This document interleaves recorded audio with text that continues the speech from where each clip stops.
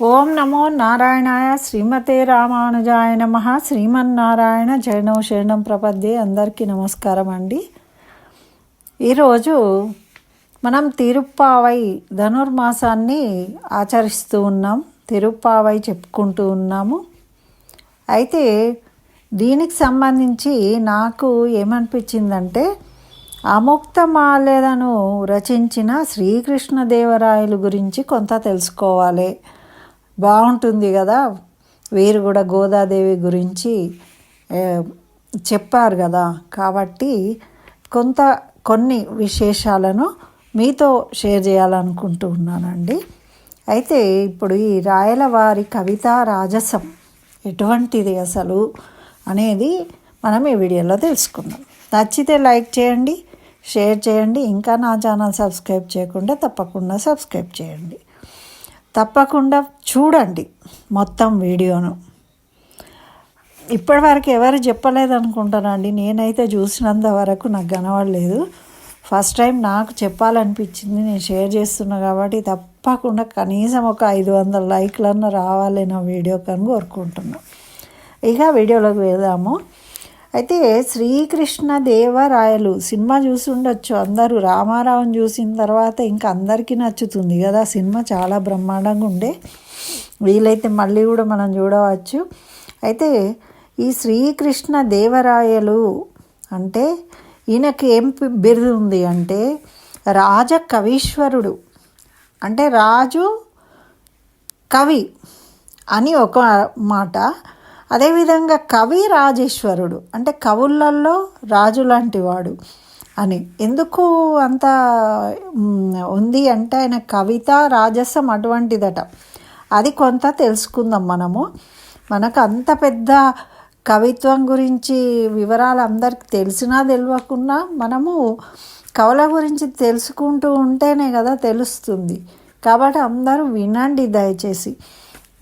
అయితే మనకు తెలుగు సాహిత్యంలో కవులల్లో ఒక్క రాయలకే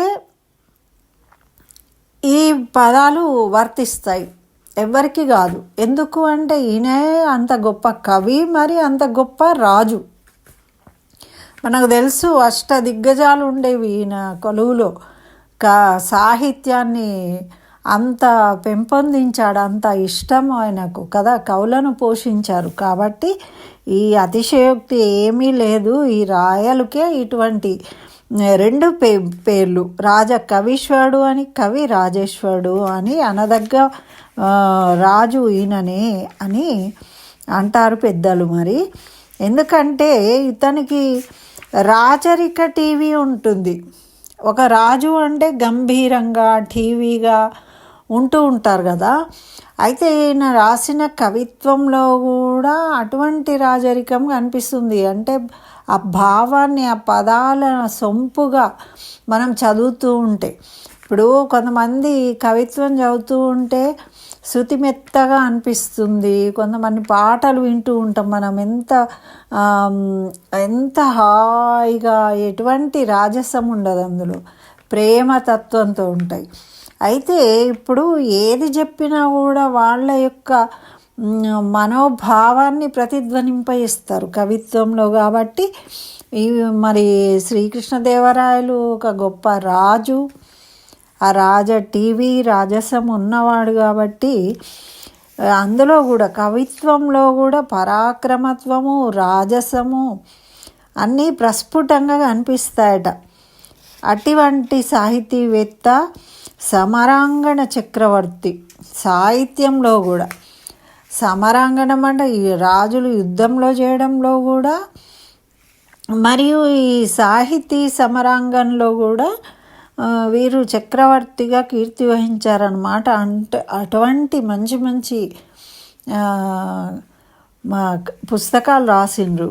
అందులో ముఖ్యమైనది ఏంటండి, అముక్తమాల్యద అంటే ఏంటి? ధరించి విడిచినది. అముక్త అంటే విడిచినది. అయితే కేవలం ఇది ప్రౌఢ ప్రబంధం కాదట. తెలుగు నుడికారానికి పట్టుకొమ్మ. తెలుగులో వచ్చిన ప్రబంధాలు ఏమున్నాయండి మనకు? ఇదేనట. మరి దీని గొప్పతనం ఏంటి అసలు అంటే, ఒక స్త్రీ పేరుతోని ఈ కావ్యాన్ని రచించారు వీరు. అంటే అచ్చ తెలుగు పదాలతోని. మరి అంతకుముందు ఎన్నో వచ్చినాయి, కానీ అన్ని పురుషనామాలతోనే కావ్యాలు ఉండేవి. కాబట్టి ఫస్ట్ రాయల వారే స్త్రీ పేరుతోని కావ్యాన్ని తెలుగులో రచించిండ్రు. అచ్చ తెలుగు పదాలు లాలిత్యంతో, మరి సంస్కృత పద భూయిష్ట రచనతోనూ విస్తృతంగా ఉంటుండేవి. సంస్కృతంలో ఎక్కువ రచనలు, కానీ వీరు అచ్చ తెలుగు పదాలను ఉపయోగించారు, సంస్కృత పదాలను కూడా ఉపయోగించారట.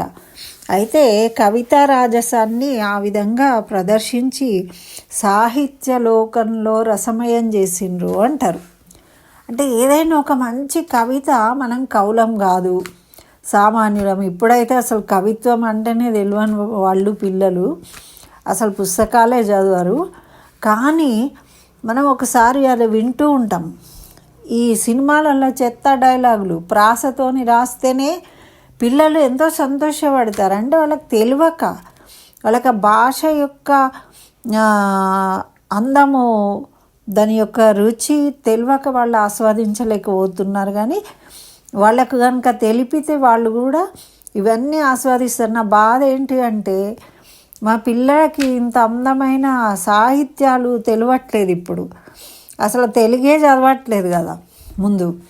అయితే ఇక్కడ అటువంటి రసమయం చేసేసిందట సాహిత్య లోకాన్ని. అంటే ఎవరో కవులకు కవులే కాదు, మనలాంటి వాళ్ళు చదివి ఆనందిస్తేనే కదా, చెప్పుకొని మురిసిపోతేనే కదా దానికి సార్థకం. ఒక కవిత, ఒక పుస్తకం వచ్చింది అంటే అందరూ చదవాలి. అయితే ఇందులో ఏముంటుంది అంటే ప్రేమతత్వము, భగవతత్వము, సత్యాన్వేషణ, ఇవన్నీ దేనికి రిలేటెడ్ ఉంటాయి? మరి విశిష్టాద్వైత సిద్ధాంతాలు ఈ కావ్యంలో మొత్తము వీటి గురించే ఉంటాయన్నమాట. అంటే మెయిన్ మరి గోదాదేవి గురించే కదా రాసిండ్రు. అప్పుడు విశిష్టాద్వైత సిద్ధాంతాన్ని ధృవీకరిస్తారు ఈ కావ్యంలో. మరి శ్రీకమనీయ హారమణి జన్నుగదానును కౌస్తుబంబునం అని మొదలుపెట్టిండ్రు పీఠిక. అంటే ఇక్కడ పీఠికలో ఎట్లా ఉంది? కావ్య పీఠికను ప్రారంభించడమే పరిపూర్ణ వైష్ణవత్వాన్ని ప్రదర్శించిందట. పీఠికను మొత్తం చదువుతూ ఉంటే అందులోనే తెలిసిపోతుంది మనకు లోపల పేజీలలో ఇంకా ఏమేమి ఉంటాయి అని.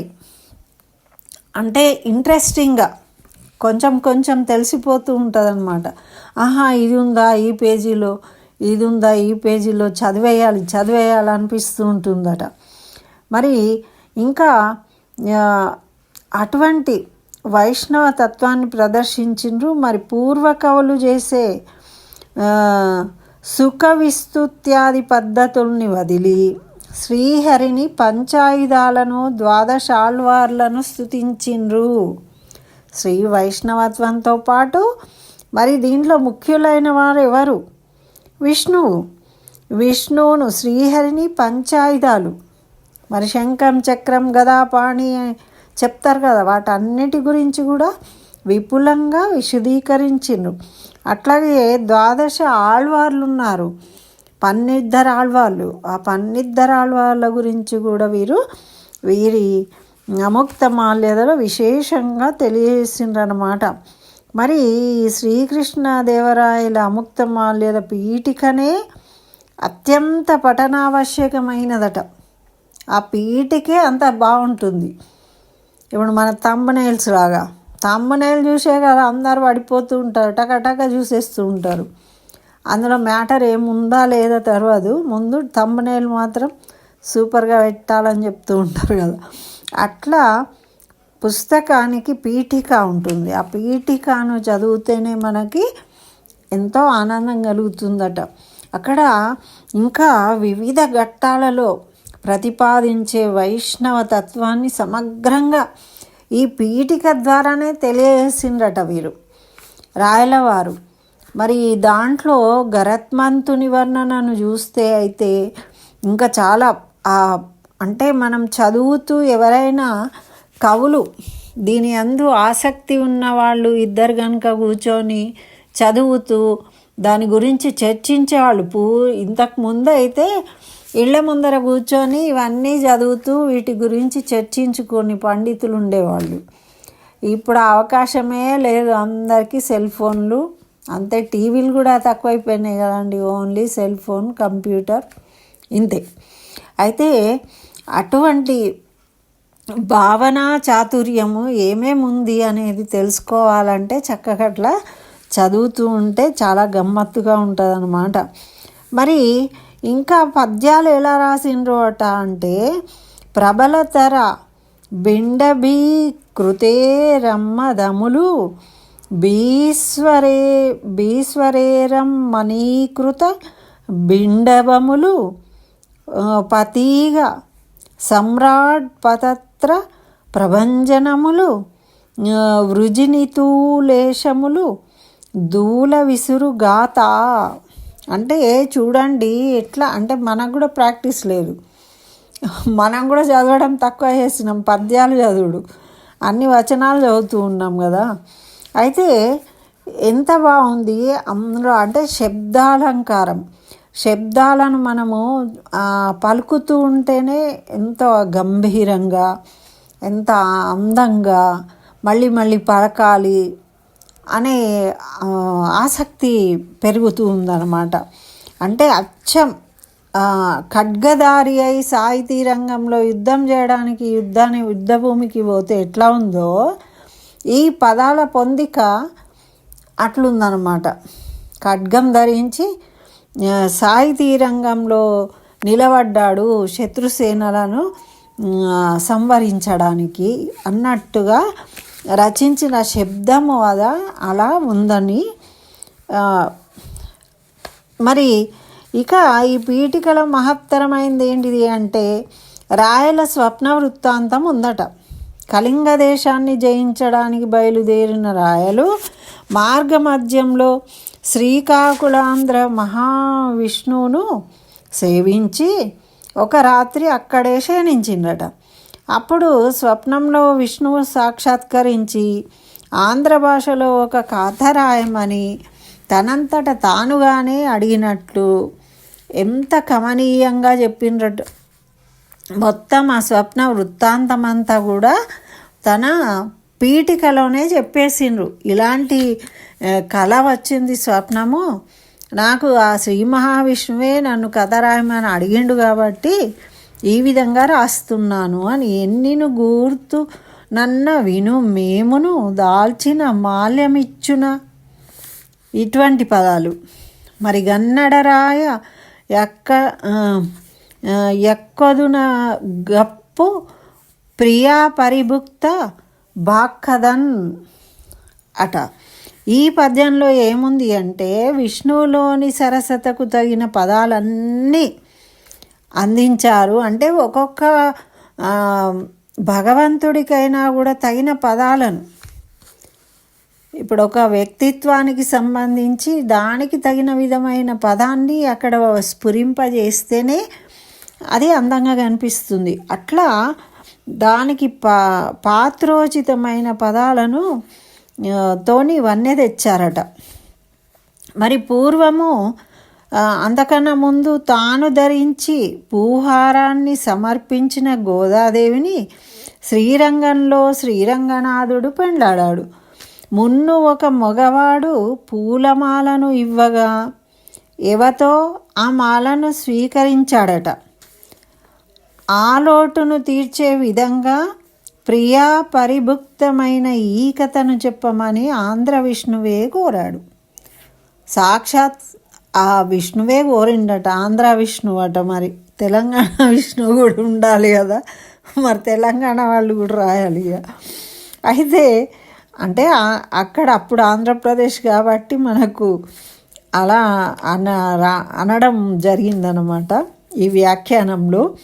అయితే విష్ణు స్వయంగా తెలుగు రాయడు, తెలుగువాడే కదా, ఇప్పుడు ఆంధ్ర అయినా మనకు తెలంగాణ అయినా తెలుగు రాజు కాబట్టి మనము గర్వపడాలి. ఇటువంటి రాజు ఈ రాజ్యాన్ని పాలించిండు, మనకు తెలిసినవాడు, తెలుగువాడు. మరి రాయలు కన్నడ రాయడు, అంతేగాక కవితా రాజసం ఉన్నవాడు. అందుకే తనలోని మానసికమైన ఏహ్యభావాన్ని తొలగించి ఈ కథను చెప్పమని తనే స్వయంగా అడిగిండట. ఈయన ఇంత గొప్పవాడు కాబట్టి మహావిష్ణువు ఆయననే వచ్చి నా కథ చెప్పు రాయి అని అడిగిండట. చూసిండ్రా ఎన్ని విశేషాలు ఉన్నాయి దీంట్లో. అయితే మరి అంటే భాగవతులకు అధీనంలో ఉంటాడు. మన భట్టర్ వారిని ఏమడిగినరు, మీరు పిళ్ళైలోకాచార్యులను మీరు సేవాకాలం చేస్తే నేను వింటా, నా కోసం చెప్పండి అని అడిగినరు. శ్రీరంగనాథుడు స్వయంగా చెప్పించుకుని విన్నారు వారి భాష్యం చెప్తూ ఉంటే. కాలక్షేపము 1 సంవత్సర కాలం విన్నారు. అంటే భగవంతుడికి భాగవతుల పట్ల ఏది భగవంతుడే తనకిష్టమైన దాన్ని అడగడానికి సిగ్గుపడకుండా వచ్చి అడుగుతాడు. కానీ మనలాంటి వాళ్ళము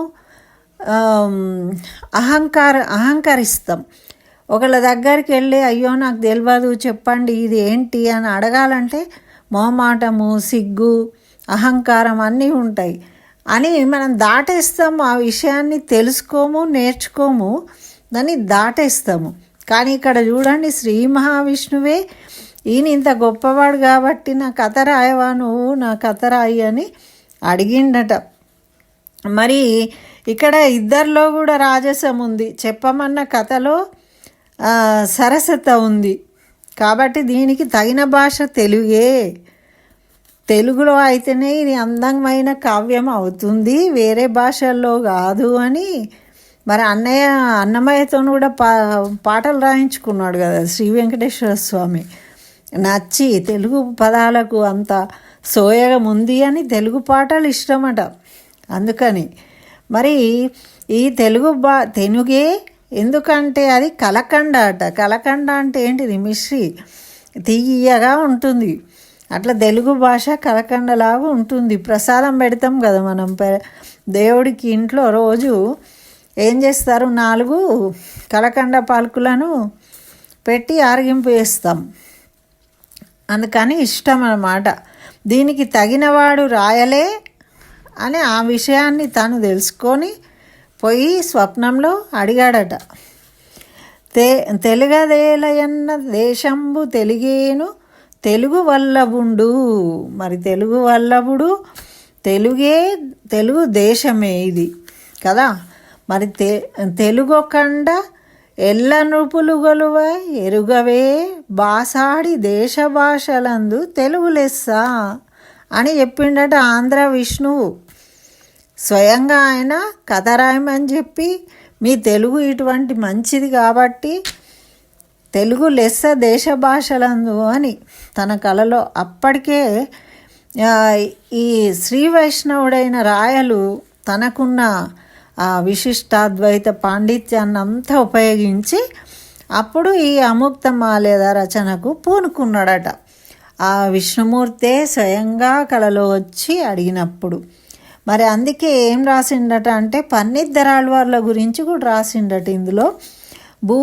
భూతం సదస్య మహదావ్య భట్టనాథ శ్రీభక్తిసార కులశేఖర యోగివాహాన్ భక్తాంగ్రిరేణు పరకాల యతీంద్రమిశ్రాన్ శ్రీమత్పరాంక్షమునిం ప్రణతోస్మి నిత్యం అని మన సాంప్రదాయంలో ప్రార్థిస్తాం ఆళ్వార్లను గురించి. ఇట్లా ఈ పన్నిద్దరు ఆళ్వార్లను ఏమన్నారంటే నూరులందును నమధ్య లీలగా ఉన్నదే. ఈ పన్నిద్దరు ఆళ్వార్లే 100 మందికి సమానంగా ఉన్నారు అని రాసిండ్రన్నమాట. మరి అత్యంత మనోహరంగా కీర్తించిండ్రు ఆళ్వార్లను. మరి అముక్తమాల్యదలోని వర్ణనలన్నీ పరిశీలిస్తే అందులో ఏం కనబడుతుంది అంటే కార్యదక్షత లక్షణం. ఎందుకంటే మంచి రాజు, దక్షత కలిగిన వాడు, అట్లనే కావ్యదక్షత కూడా, కావ్యదక్షత అయిన రాజు కవి కాబట్టి ఇవి రెండు సాధ్యమైనవి అన్నమాట. మరి ఒక సర్వసమర్థుడైన చక్రవర్తికి కావాల్సిన లక్షణాలన్నీ కూడా ఈ కావ్యంలో కూడా ప్రదర్శించిండు. అందుకే అంత అందంగా ఉన్నాయన్నమాట ఆ రచనలు. ఎందుకంటే సంపూర్ణంగా ఉన్నాయి. తను ఒక టీవీ రాజసాన్ని అనుభవిస్తూ ఉన్నాడు కాబట్టి దాన్ని అంత ఇదిగా తను, అంటే ఎప్పుడైనా కవి ఏమంటారు, తాను ఊహించుకుని దాంట్లో ప్రవేశం చేసి ఆలోచించి ఆ భావనను మాటలలో పెడతారు. అట్లా మరి వీరు స్వయంగా రాజు చక్రవర్తి కాబట్టి తన రాజసాన్ని, కార్యదక్షతను అంతటిని కూడా దీంట్లో సమర్థుడైన చక్రవర్తి కాబట్టి కావ్యరాజ్యంలో కూడా ప్రదర్శించినట, కవితా రాజ్యాన్ని స్థాపించిండ్రు. మరి విష్ణు చిత్తుని కథ ఏముంది, విశిష్టాద్వైత ఔన్నత్యాన్నే కాదు బ్రహ్మస్వరూపాన్ని, విద్యన్మహత్యాన్ని తెలియజేస్తూ ఉన్నాడట. మరి భాండిక్య కేశిధ్వజ సంవాదం అని ఉంటుందట, ఇది నేను చదవలేదు. దశావతార వర్ణనం ఉంటుంది, యామనాచార్యుల కథ ఉంటుంది. ఆధ్యాత్మిక భావ జలది లోతుని మదించినట్లు, అంటే వారి గురించి అంత విపులీకరించి రాసిండ్రు. అయితే మనం ఒకసారి ఈ కావ్యాన్ని మొత్తాన్ని చెప్పుకుందాం, చాలా విశేషాలు ఉన్నాయి కాబట్టి. అయితే ఇక్కడ ఏం చెప్తున్నారు అంటే దేన్ని కూడా వదిలిపెట్టలేరు.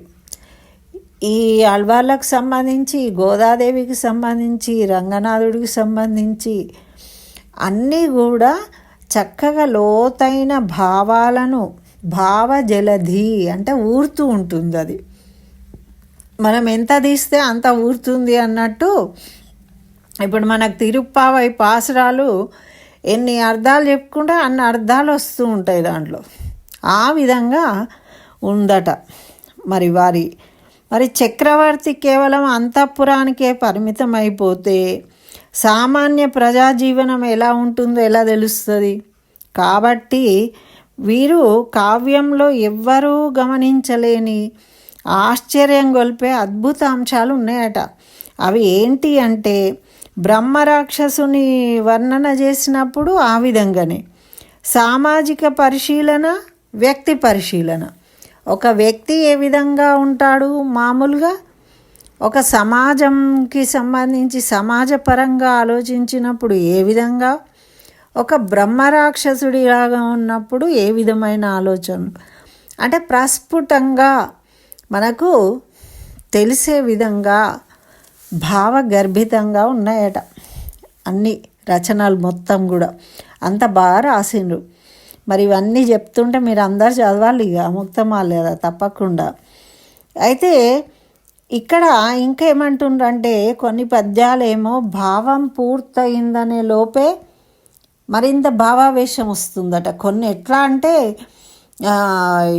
యామనాచార్యులు ఏమంటారు, నేను ఎప్పుడు శ్రీరంగం వెళ్తా అంటూ ఉంటారు. కులశేఖరాచార్యులు ఏమంటారు, నేను శ్రీరంగం వెళ్తా అని. రాముడు పురాణాలు వింటూ ఉంటే సీతను ఎత్తుకెళ్ళిండు రావణాసుడు అనగా ఆయన వెంటనే గుర్రాలెక్కి కూర్చొని నడవండి సైన్యము, రాముడు ఒక్కడున్నాడు మనము అని భావావేశాన్ని పొందుతాడు వెంటనే విన్నంత మాత్రం. అట్లా వీరి రచనలు ఇప్పుడు వెంటనే మనం ఆ పని చేయాలనే ఆవేశం కలుగుతుందట.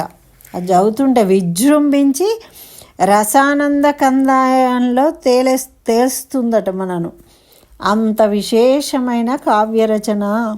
మరి ఈ కావ్యంలో నాయకుడేమో శ్రీరంగనాథుడు, నాయికనేమో గోదాదేవి. మరి నిరంతర ఆసక్తితో అతన్ని చేరుకుంటుంది. గోదాదేవే కదా ఆసక్తితోని రంగనాథుడిని చేరుకున్నది.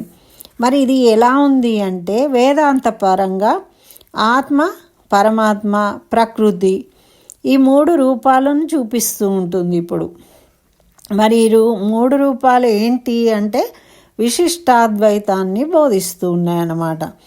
ఈ భావననే సామాజికులకు కూడా వర్తిస్తుంది. ఎవరికైనా దాన్ని వర్తింపజేయవలసిందే.